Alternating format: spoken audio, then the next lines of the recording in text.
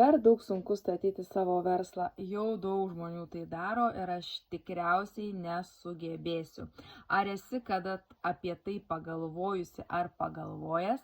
Tai patikėk manimi, dabar statyti verslą yra kokį 1000 kartų lengviau nei buvo prieš tai.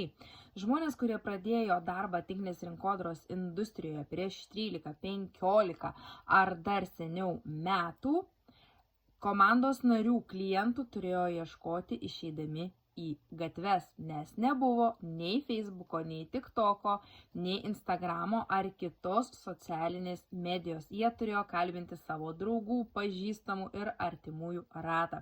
Taigi šiai dienai statyti tokį verslą yra 1000 kartų daugiau, nes savo kompiuterio ar telefono bei socialinės medijos dėka tu gali pasiekti milijonus žmonių ir savo verslą statyti visame pasaulyje. Taigi dabar yra laikas pradėti ir tau.